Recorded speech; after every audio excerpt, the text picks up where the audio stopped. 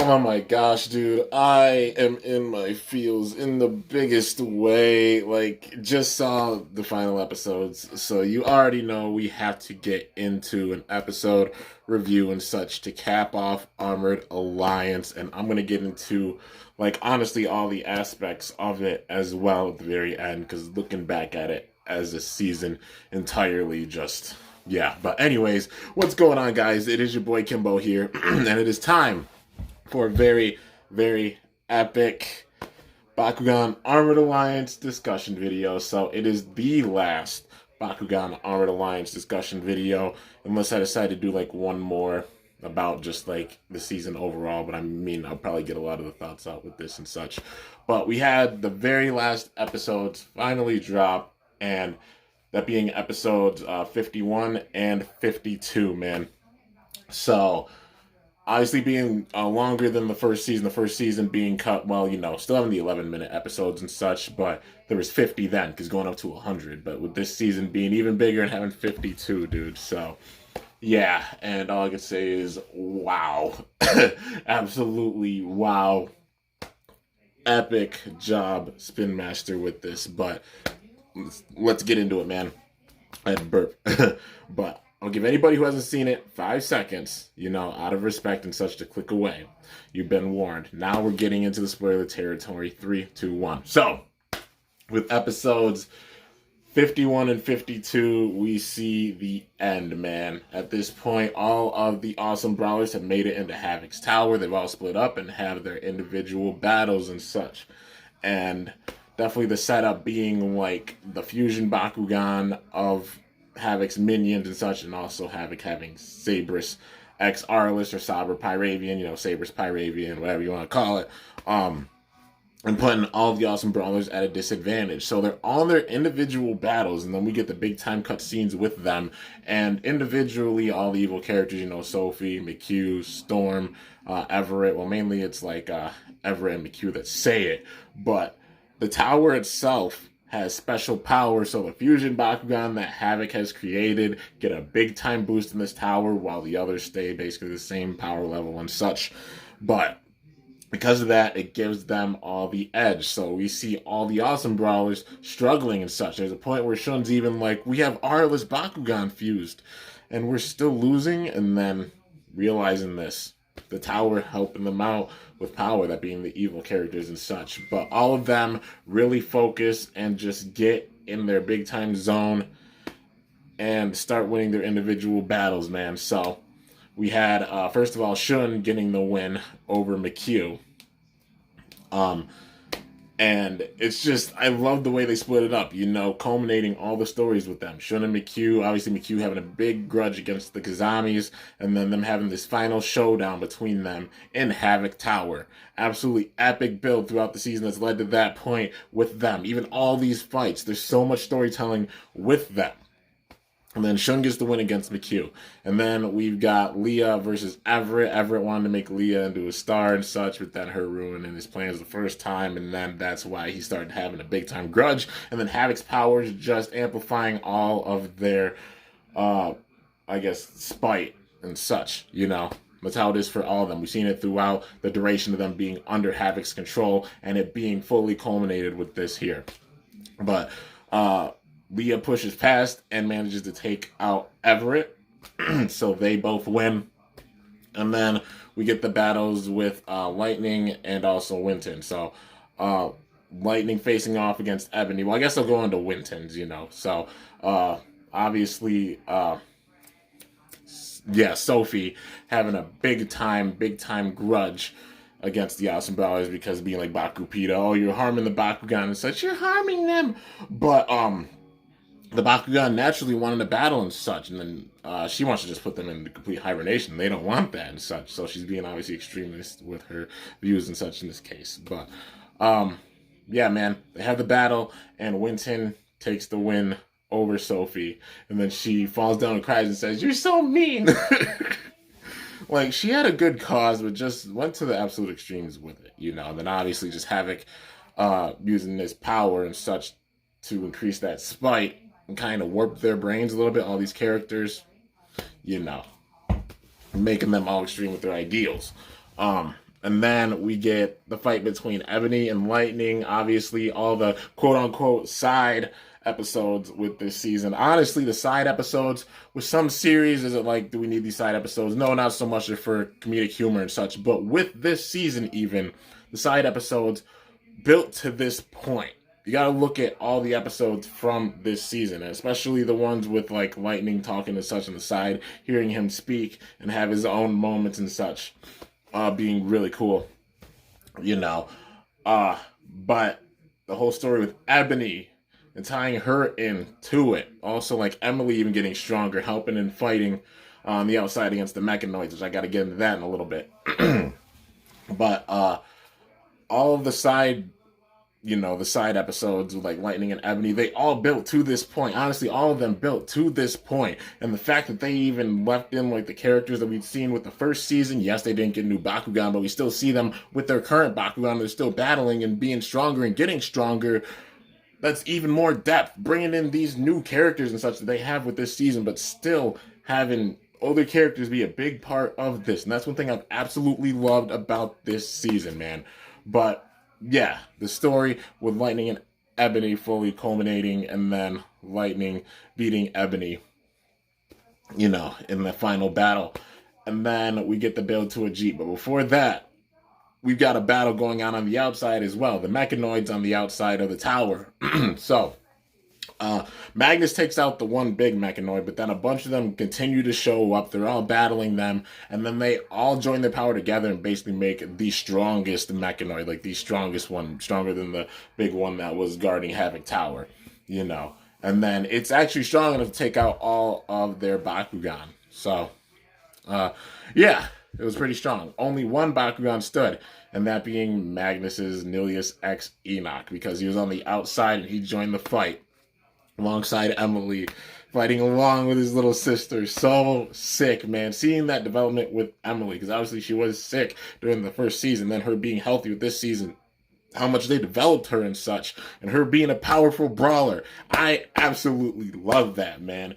And I really want to see, obviously it's nice seeing Leah being a part of the Awesome Brawlers and be that strong. Seeing other female brawlers get to that level too. Obviously the Awesome Brawlers are the strongest, but hyping up brawlers like China and Emily and such, definitely love that development. That was epic. It's been absolutely epic development. But getting back into it, Magnus versus the giant mechanoid, and it's Magnus. Nilius X Enoch whoops the floor with it, and then they all break apart, and then that's it. And then it's basically up to Awesome Brawlers at this point. Well, we got Ajit and Dan, their battle. So Ajit's facing off against Storm, and honestly, Storm's putting up a really good fight. This was the one where I think it was the closest out of the 5 regular brawls, to losing. Storm's powerful. He's very, very strong. And showed it with this. But then Ajit having that comeback swag because Dan sent Gilitor back to Ajit. So we had his fusion, Bakugan Pharaoh x Gilitor.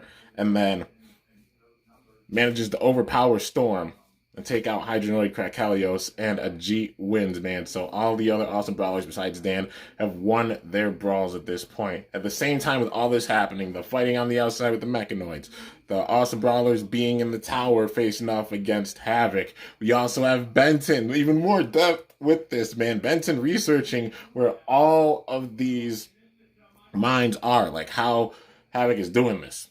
He managed to destroy, I think it was Brakistan. He destroyed Brakistan. So, yeah. Prince Bragather, his home got destroyed. Big sad face. Rip Brakistan, R.I.P. Brakistan. But yeah, he was about to take out also the Bakugan Coliseum. That was his next target, going to the Coliseum again. But this time, Benton was researching it. And then him, along with Toshi, Kazami Enterprises, figuring it out. They figured out where all of the mines were. Well, Benton figured it out, and then Toshi had Kazami International, have them all go and find where the mines were, deactivate them, and stop it.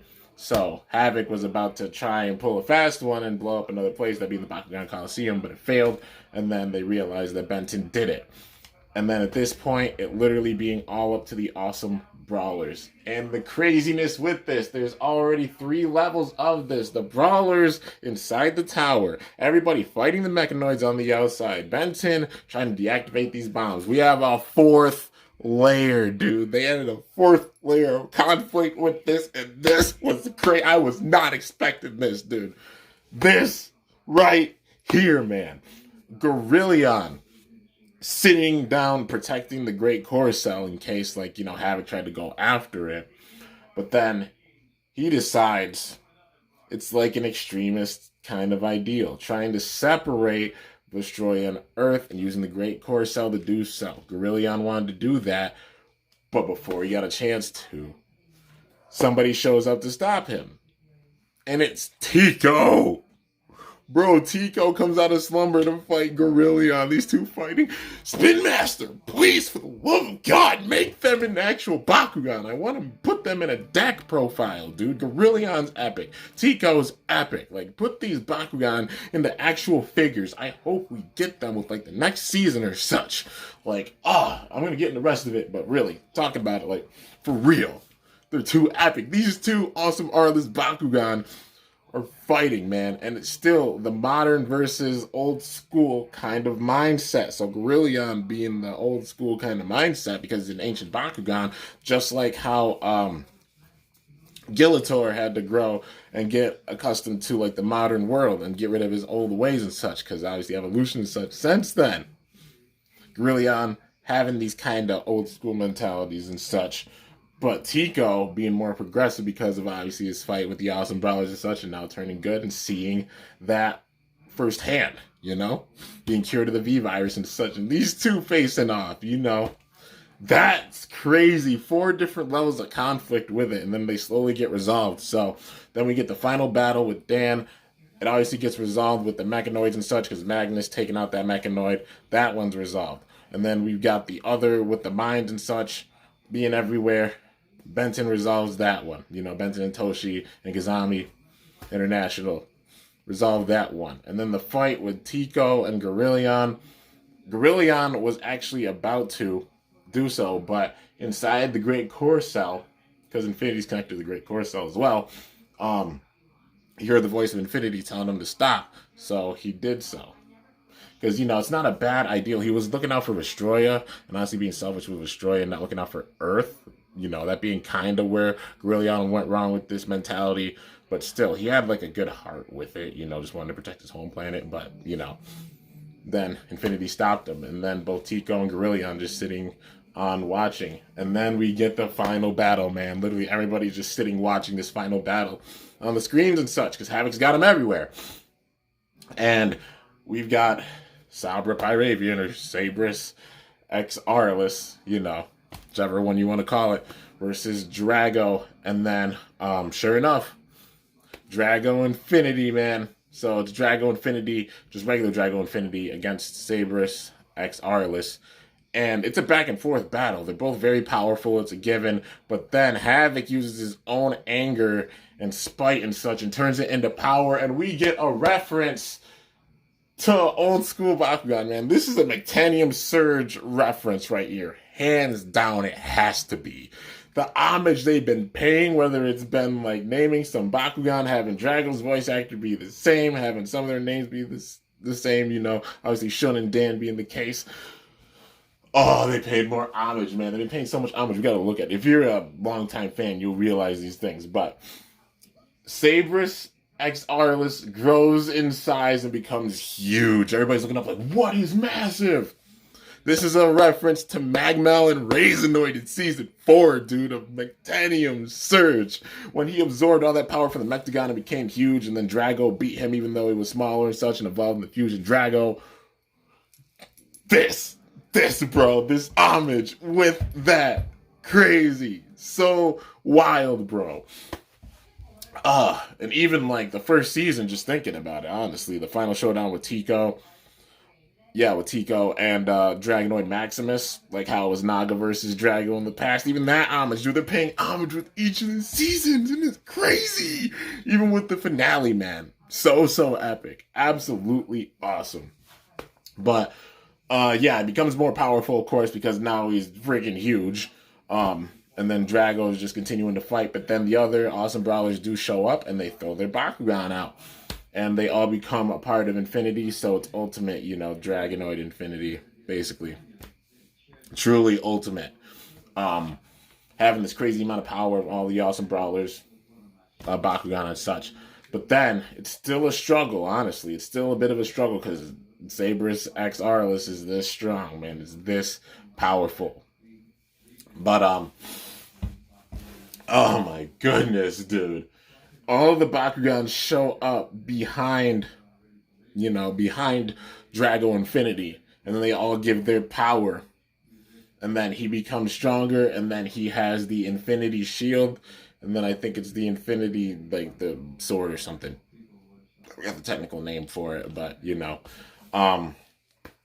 then that being his new Bakugear, and then Havoc having his, and it's called the Combo Cannon. That's the name of the Bakugear that comes with Sabra Pyravian or Saberus X Arliss. It's called the Combo Cannon, and it honestly is really sick. The Combo Cannon is wicked, dude. Hands down, seeing the design for it from the get-go, we knew it was going to probably be the evil Bakugan. Sure enough, it was. And then we get the final showdown, man. Both of them using their final moves. And then with it, the force is so strong, the entire tower breaks, man. The whole tower breaks. I'm surprised that we didn't see that Havoc didn't show off his actual alien form and such, with this battle. I was expecting him to, but you could see all the malice and such on his face. Like, it was wicked. But the whole tower gets destroyed. Everybody's looking on the outside. They see Saberus X Arliss or Sabra Pyravian. At first, they're like, ugh. Like, don't tell me the Awesome Brawlers lost, but literally the tower got destroyed. But at the same time, Drago caught all of them, so they were safe. And then Sabra Pyravian, it faints. And with that, Dan is won. Dan and Drago won. The Awesome Brawlers won. The world has been saved, man. So obviously getting that happy ending and such with this. But all of the Bakugan that composed Sabra Pyravian, they all just, dropped down. And it was like 6 different Bakugan, so it was really 6 different Bakugan put together. It's just probably other Bakugan, but he just included all their power, and that's what made it. Hence why Sabra or Saberus looked a lot like Nilius with the wings and such. Kind of looked like a Maximus Nilius, so probably taking the data of like Nilius, probably all the awesome brawlers and such, including Ajit, and just everybody he's faced and such. But them being the absolute strongest, combining their power, and then using his own anger and hatred to make it that much more powerful, But yeah, dude, overall, a really, really crazy end, man. The tower being destroyed, but the Awesome Brawlers do win it. And Havoc is actually sitting there like, I lost? And then after that, we see Mechanoids dropping in. And then everybody's looking like, what? Havoc, really? And he's like, what? They're not mine. And then he's sitting there still being playful, man. Like, he's still just having fun. He's like, all right, well, your planet is saved. It doesn't get arrested or anything. Literally, it's like the Mechanoids from another planet, so like how he got introduced and such with the Mechanoids, but then he turned them into his own, like some Calamity Ganon Malice crap. I've been playing a lot of Zelda, so getting that reference in there, but like these being like those Mechanoids from another planet trying to get him. And then he's like, oh, they must have picked up on my power and such. Well, I'm done with this planet. I guess it's off to another one. He doesn't destroy it, And then he just goes off. Literally doesn't even, get arrested or anything. Held accountable. Just goes off. But, you think about that. Think about that. I'm going to keep some of these ideas going around. I'm just going to explain what happens with the rest of it. So, after this battle, basically everybody's just celebrating, and then the Awesome Brawlers go back to the hideout. Gorillion shows up at the hideout and tells them this. He tells them that their Bakugan, like Dan said, their Bakugan have been sleeping a lot lately and such, just for the battle with Havoc. And Gorillion explains that their life force is basically depleted, and they have to return to the maze and such. And they're gonna be in the hibernation mode, just like how Trino was, how Tico was, having to do that. And a lot of the Bakugan that already probably made up Sabra Pyravian, you know, are there. Like Pyravian, I'm guessing at this point Pyravian's in slumber. So, you know, she's probably in slumber for a while. But, yeah, dude. It's sad because we see them all go, and this is even the homage with this, dude. The point after the battle where they had to return. Okay, the first era, the very first season, how it ended. You know, all the Bakugan having to return to Vestroya and such, being in the human worlds, completely against the laws of nature and such. Hydronoid said that. I still remember some of the quotes from the first era. I'm just that big of a fan, you know. And I always use big time quotes to do any discussions or anything. You guys know how I am. But how they all returned back to Vestroya, and then all the brawlers got sad and such. It wasn't that sad of an ending because they didn't leave so abruptly, but they did spend some time together, like getting food and such. And then they even took pictures. And then obviously at the end of it, they decided to have one more Bakugan battle, but then they cut. Dan's literally just throwing Drago out, Bakugan brawl, and then it fades, and then we see the picture on a desk. Might be Leah's desk, who knows, of all of them with their Bakugan. And then that's how it ends, man. So that is the end of Season 2. That is the end of Bakugan Armored Alliance, at least for the show, which, you know, signals the end of the actual season, man. And now, getting my overall thoughts of it. This might be like a half-hour-long video, so I'm just letting you guys know. You know, we're getting into all the details of it and my honest, real opinions of it. All the homage that they paid and such. Especially even with this final, those two references I was not expecting big time. Like, definitely was not. And how they paid homage to the first era with those two big time points. Like the growth of Sabra Pyravian and then also all the Bakugan leaving and the way they did it. That's really awesome. It shows they have not forgotten, man. Even tying in some of the story of the old era. Well, you know, not the actual story, but, you know, paying homage to the story of the old era with how they're even doing this story. And that's absolutely epic. I really, really love that, man. It's been really, really good. I've enjoyed the show for this entire season, and how some of the quote-unquote side, like I said, side episodes really all gravitated and pulled together into the main story. And then we get the final battle. Absolutely love that, man. So it's like keeping an eye on all these different things because they all matter and they all lead up to the very end. But yeah, dude, overall the show was amazing. I absolutely loved it, and the power struggle and such, and also like Sophie, Everett, and all of them. They turned back to normal because Havoc left the world, so his power broke. And then they were all good after that. But yeah, maybe they'll be held accountable for what they did. Who knows? Or they'll be like, they're under Havoc's influence. Maybe they're changed now, which probably they'll change, you know, for the better. But yeah, dude. Overall, it was a really, really good season. I honestly loved the use of the Baku gear. You know, how they incorporated the Baku gear with the actual TCG, with also how they've done so with the show.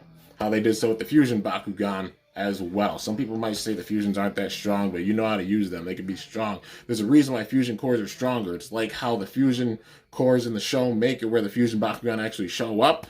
Fusion Bakugan getting bigger boost on the cores in the actual game, man. And that's one element I really enjoy. And still, even going into Geogan Rising, it's like the fusion cores, the Geogan won't get anything from it. You know, it's for the Fusion Bakugan, and it still makes them that much more special and keeps that balance and such, because it only works for the Fusion Bakugan. Regular Bakugan could be a big trap for them. For Geogan, same thing, man. But yeah, that's one thing I really love is how they intertwined these elements and still make them that much important, you know? Like, still that important. Because having all that crazy B power and such, like, I mean, you look at a Magic Shield, plus 800 on the Fusion Bakugan, man. That's the strongest. That is the strongest Baku core right now. Which hence, like, some of the Fusion Bakugan not being the absolute crazy strongest, because these cores make them that much more powerful. So don't sleep on them. You got the right cores with them. Yikes, you better run for the hills, dude. Like, yeah.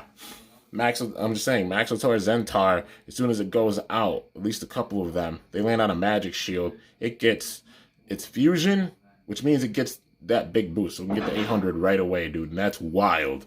So, yeah, I definitely would not sleep on Fusion Bakugan. Some of them can be really, really useful and strong. And plus, it's like a built-in evolution. It keeps more space for the cards in your deck. So, yeah, man. I personally have loved the gimmick of the Fusion Bakugan and also the Baku gear. the cards in the TCG. And also, they don't have to lug around all of the Baku gear and such with them. They are cool and cool to put on. They make the figures look that much cooler. But yeah, man.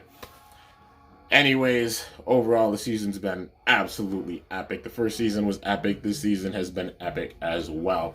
And it's like I said, literally the only main things I'd say would be, well, the big one being the TCG support, the LGS support, getting those cards and such out there, which hopefully with Geogon Rising, we're going to finally get that, man. So hopefully this is addressed because honestly, like, show-wise, card-wise, Bakugan-wise, at least like the quality of the art and everything, absolutely phenomenal job, Spin Master. But it's been freaking awesome. I don't even do that often, but yeah, it was epic. It was really, really epic, dude. But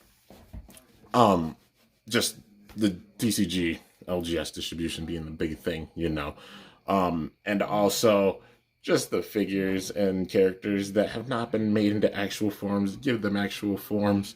I'm talking big time about Artulian being one.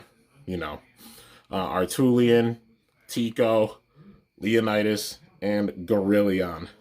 All of them, because those are the ones that we haven't gotten actual figures for. Like, I know people say like Zealous and Etris, but Zealous is what? Like, Etris is the Serpentines, and Zealous is the having a brain fart. The Nobilius, the Aurelius Nobilius, the Zealous, and then Etris being the Aurelius Serpentines. So, yeah, literally those 4 characters, not getting actual ball forms and such. We didn't have Apollyon before, but now we've got Kloptor Apollyon. So, at least we're getting homage to Apollyon with that, which I definitely enjoy. Now the main ones just being Artulian, Tico, Leonidas, and Gorillion, because like you got Leonidas in the game, you should make it into an actual figure. And I would love it if they made it where Leonidas actually like ties in maybe to the show. That would be sick. That would be something we haven't seen before because they didn't actually do that with the old school show. It would be cool if they did so with this and then they make a Leonidas figure with it, like for real. I really want to see Leonidas like get an actual figure. It won't be the same one that we saw in the old school, because obviously the design for it's different. And also we get homage to that Leonidas with Drago Tretorus. Looks really similar to it. But yeah, man, overall, those are my thoughts and such with this entire season of Bakugan Armored Alliance. I've enjoyed it so much. It's been really, really epic. It's been so fun, and I can't wait to see Season 3, man. Just seeing the bits of Geogon Rising thus far. I can't wait to see the show. Can't wait to see how they're going to implement the Geogon, the story behind them. I definitely imagine them being like alien kind of Bakugan. But, yeah. Maybe being like alien type Bakugan, because the whole theme with Havoc being an alien, maybe focusing on like Bakugan from other worlds, them being the Geogon, and then they just land on Earth, or maybe Ancient Destroying Bakugan. Who knows? We'll see, or maybe both. But time's gonna tell, and no matter what, I'm really, really hyped. Especially if they get this LGS distribution and card support really down. For sure, man. Looking forward to it because Geogon Rising is definitely being set up to be epic.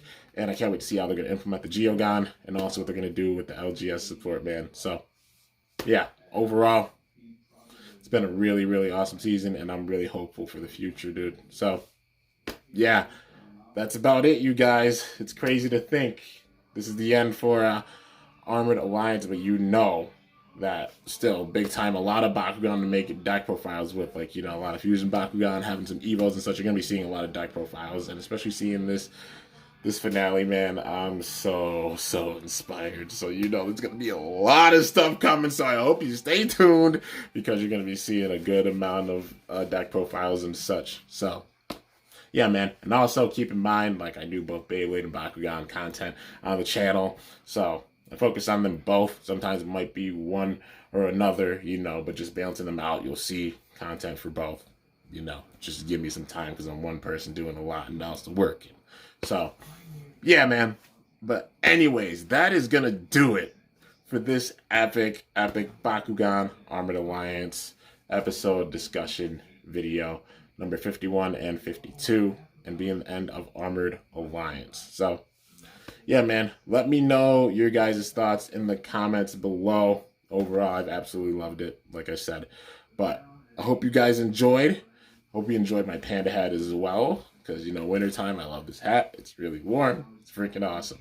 But yeah, hope you guys enjoyed. If you did, be sure to slice that like button down below. Let me know how I did. If you're new to my channel, definitely be sure to subscribe for some epic content because I upload daily. And if you haven't already, be sure to ring that bell by my channel name to be notified whenever I upload a video. Got 68K, man. Going on 70, on the road to 100K. And I see a lot of you guys aren't subbed. Would absolutely love to have you here. You know, become part of the Kimbo Army. Would be absolutely honored to have you guys here. So, yeah, man. Anyways, till next time, it is your boy Kimbo signing off. See you guys later. Thanks so much for watching. Until then, stay awesome. And Bakugan Brawl. I'm up out of here. Going on to Showdown Rising now, man. Okay, so I thought of one last point to touch on. You know, I already turned out the lights back there. It's all good. You can see them, like the core lights and such. But, yeah, man, one thing to touch on. So, with this season, obviously the next season, we see that a lot of the Bakugan that we had seen, that we've been used to, aren't so much like returning with the next season, at least thus far. Because we've seen a lot of new Bakugan being made and such, you know, like Falcron, and then also Fenneca, Farasco, a bunch of Bakugan like them, and Sharktar, you know. But obviously, reason for this is because these Bakugan are in hibernation, and it completely makes sense. You know, them going into this hibernation, that means we're not going to see them, honestly, for a while. That's not saying we're not going to see them again. That's saying that we're not going to see them for a while. So maybe it's like a lot of this next season, Showdown Rising, we don't actually see them until maybe towards the end of it, or with a season 4, which hands down it being this successful, we're probably going to get a season 4, them returning then. So yeah, so for this next season, we'll see a lot of the same Bakugan. We're going to see Drago, we're going to see Nilius, but those are the two, honestly, that are like confirmed out of the Awesome Brawlers Bakugan, well, and Magnus, to be returning. Just Drago and Nilius. And I know it's really, really wild, but we still have the characters and such. We're not bringing in like a bunch of new characters and completely switching up the Awesome Brawlers, you know what I mean? It'll just be they'll have different Bakugan with them. So, yeah, it'll be honestly pretty cool if Lightning has Farasco, but who knows, you know? But yeah, I think Farasco, I think Fenneca is going to be like Chaos. Yeah, there's just a bunch of the new Bakugan, like Sharktar, definitely Aquas. You know, if Farasco is Darkest, I wouldn't even be upset, because Lightning having Farasco, that'd be pretty cool. Because you can't imagine like Magnus having just how his personality is. I don't know. I can't imagine with, you know, with Farasco. But yeah, Lightning being the one with Farasco, because, you know, the cat dog theme, and would be ironic. But, you know, makes perfect sense why we're not going to see a lot of these Bakugan with this next season, bringing in other Bakugan, but we're still getting the same characters and such. And obviously some new characters being introduced, but the Awesome Brawlers are all the same. They might as well make an actual, you know, Awesome Brawler at this point, because legit, he feels the R-less part. And we got that with a G with this season. So, yeah, man, it's going to be interesting to see how things are going to go with the next season. But I wanted to just touch on that because, you know, obviously it being a known thing, especially after going to the Invitational and such, and word getting out, like a lot of the Bakugan that we've seen before not returning, and this makes full sense why, because they use all their power with this battle with Havoc, and they're just going into hibernation. That doesn't mean we're not going to see them, because, you know, Tico went in hibernation, saw Tico again. You know, a lot of these Bakugan have been in hibernation for the longest time, seeing them with this season. So, yeah, man, never say never with Bakugan, and I hope that stands true for the Bakugan we haven't seen thus far. You know, I'm going to mention it a lot because we haven't seen them, you know, like actual ball forms, like Artulian, Artulian, Tico, Leonidas, Gorillion, literally those 4. I just want to see figures for them. Please, Spin Master, please, Spin Master, come on. But yeah, anyways, that's it for the video. Already going on like 35 minutes, just wanted to touch on that, so yeah, man, stay awesome, and Bakugan Brawl! I'm up out of here.